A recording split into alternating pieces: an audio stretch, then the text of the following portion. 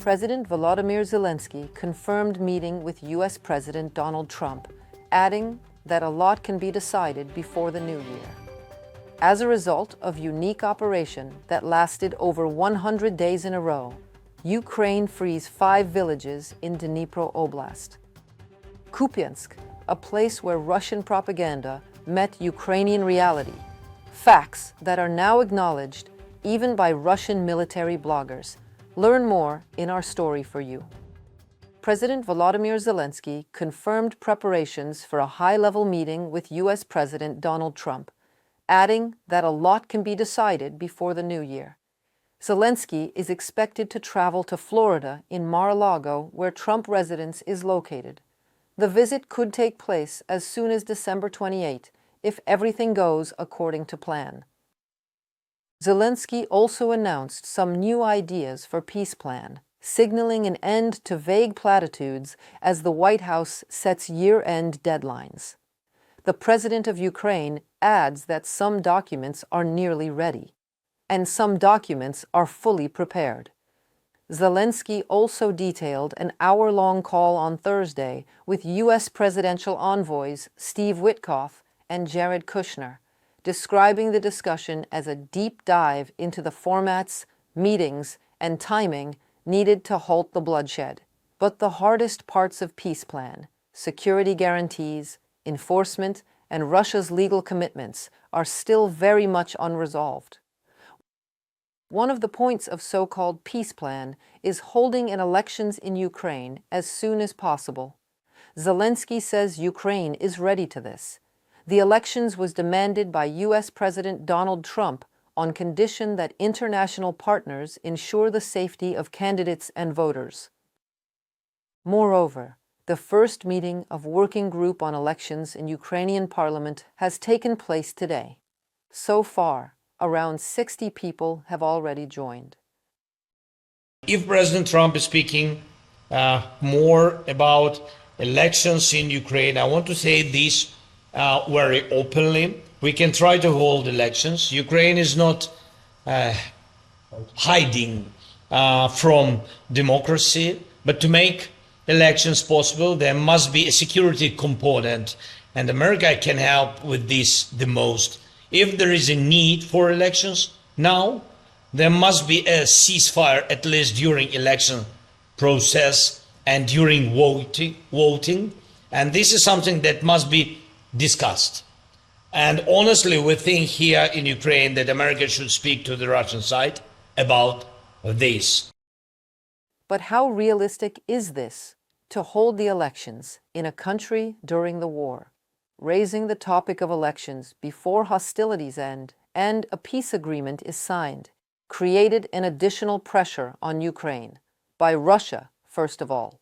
Ukrainian experts believe Russia is pushing Trump to pressure Ukraine to hold elections before the end of the war, hoping to destabilize the country and secure a peace deal with a potentially more accommodating president. And there are some problem points about this. Firstly, Ukraine's constitution forbids elections during martial law. Secondly, people in occupied territories cannot vote. This is 4.5 million Ukrainians. Thirdly, military personnel cannot vote or run for office. And the last, voters at ballot stations would have to face the threat of missile and artillery attacks from Russia. The negotiations might be onwards, but so is the war. 121 combat engagements took place at the front line during the past day, as the General Staff of the Armed Forces informs. In the Lyman direction, 9 attacks. Russians stormed the positions of the Ukrainian defenders 15 times in Konstantinovka direction. In Pokrovsk direction, the enemy tried to break through the Ukrainian defense 28 times. 1 enemy attack in the Kupyansk direction. Russian forces attacked Ukraine overnight into December 26th with 1 Iskander-M ballistic missile and 99 strike UAVs of the Shahed, Gerbera, and other types. About 60 were Shahed drones. Preliminary data shows air defenses downed 73 Russian drones in the north, south and east of the country. The attack recorded a missile hit and 26 drone impacts at 16 locations, the Air Force said. Odessa on fire, a city of Uman also, house destroyed, lives ruined, just another day in Ukraine. Yet another reminder to the world of what does it mean to be at war with a terrorist in the Kremlin, Vladimir Putin, who burns cities at night. And some might ask, that does not help him on the front line in any way. So why is he even doing that?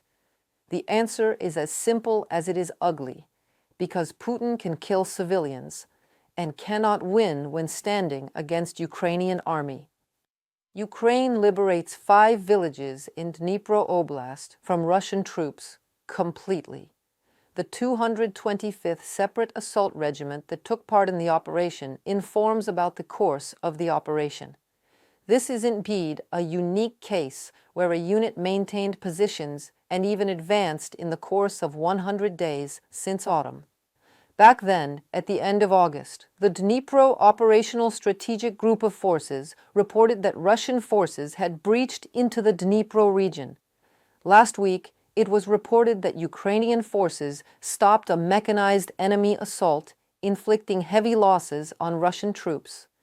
Only imagine that, a 100 days holding positions in the trenches, monitoring, fighting back, and moreover advancing every day. Two things are infinite, the universe and human stupidity, and I'm not sure about the universe, said Albert Einstein. Same surely relates to the Kremlin propaganda.